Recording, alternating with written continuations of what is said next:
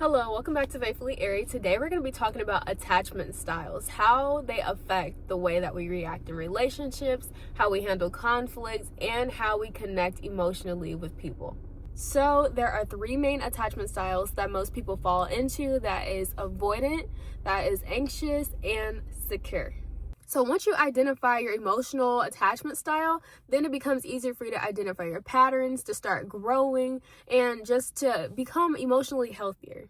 So the first attachment style is the anxious attachment style. So this is fear of abandonment, overthinking, and you might be reassurance seeking. So if you have an anxious attachment style, you might overthink small changes in behavior that somebody may do. So for example, if someone takes longer to respond to your text message, your mind starts creating ideas of like, maybe they're mad at me, maybe they're losing interest, why are they pulling away? And so even if there's no evidence of this person not liking you or not wanting to be with you anymore, simply because they took a little long to respond to your text message, you're now convincing yourself that something is wrong. So another example of this is the constant urge to check in. So like we said, nothing apparently is wrong, but you just are like, I need to say something. I need to check in. Are you okay? Are you still feeling me? What's going on, Or you might have the need to over-explain yourself or seek reassurance constantly because you're afraid of being abandoned, replaced, or misunderstood. With this attachment style, you may also replay conversations in your head and be like, oh, I should have said this better. What if I said this wrong? What if I offended this person? They kind of gave me a look and they made me feel like they didn't like that, or maybe I shouldn't have said it like that. So next is the avoidant attachment style. So this is emotionally distancing yourself from people, shutting down, and just having this fear of being vulnerable. So if you lean avoidant, you might feel overwhelmed when someone tries to get emotionally close to you or have a deep connection with you. So instead of leaning in, your instinct may be to pull away, to shut down, or to emotionally disconnect. Not because you don't care, but because vulnerability feels uncomfortable. So another example of this is maybe avoiding conflict by just going silent or just emotionally detaching rather than expressing how you feel. If you were pulled in a deep conversation, you might just shut down. You don't know what to say, so you just kind of go quiet. So if not going silent and like freezing up, what some avoidance might do is just to deflect, change the subject. Like, I don't want to talk about this. This is too much for me. Or, joke about it because, joking, it helps to kind of like bounce the energy, the anxiety off of the subject and just make it a little bit more light.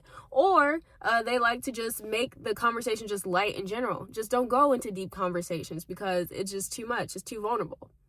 And the last attachment style is secure attachment. So this is calm communication, emotional regulation, humility, and accountability. So this is the one that we all want. We want to be secure. So secure attachment doesn't mean, okay, I never feel triggered. Nothing ever makes me mad. I never get upset. It means that you know how to respond instead of react. So a secure person wouldn't be like, oh my gosh, I'm so upset because he should already know why he made me mad. She should already know what she did. So I'm not talking to her because clearly she know what she did. So instead of saying they should just apologize, you're willing to say, hey, when you did this, it kind of hurt my feelings a little bit. Even though you might just want to punch him in the face, you might be like, okay, you know what you did, right? You're going to sit down and put your pride aside and just be like, I want to fix this situation so much that I'm going to put my pride aside. I value our relationship more than I do my pride. So it is important not to go ghost, not to shut down, not to stonewall. It is so easy to be like, I don't want to talk to him right now. I don't want to talk to her right now. I need some space. That we need to go our own separate ways, whatever the situation is. But it is so important to not nip these conversations in the bud. The conversations is what heals the relationship, is what mends the relationship, is what fixes the relationship. And the more that you build your communication, the easier it is in the future. So secure people don't argue to win, they communicate. They communicate to understand, to heal, and to move forward. It sucks to harbor stuff in your heart, to be angry at a person when deep inside your heart, you just want the conversation to be resolved. We all want the conversation to be resolved. We really don't want to be bitter. We really don't want to be mad. But sometimes it's hard to have those conversations. But it is so important to push through it and do it anyway. So it is so important to do small baby steps. So if you are anxious, pause before reacting, okay? So if you want to text this person because they didn't took too long to text you back, pause. Be like, do I have facts or am I just assuming? Just because they took a little bit longer don't mean they don't want to be with me, don't mean they don't like me, don't mean whatever. Okay, calm yourself.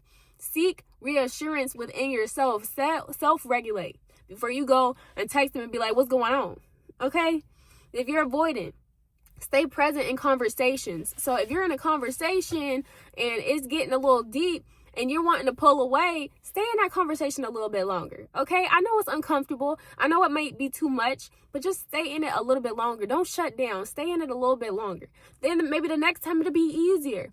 And then you can stay in that conversation a little bit longer. Next thing you know, it's baby steps, okay? You can't just jump and expect to just land. You have to take baby steps. Just push yourself a little bit more each time. You are not stuck in this attachment style, okay?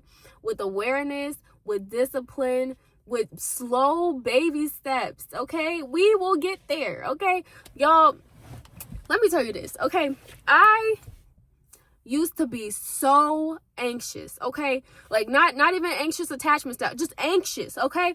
I couldn't go to the grocery store by myself. I couldn't call, order a pizza by myself. I had to remind myself that I am fearfully and wonderfully made, that God has not given me the spirit of fear, that I can do all things through Christ who gives me strength. And once I did one baby step at a time, we want pepperoni mushroom, what?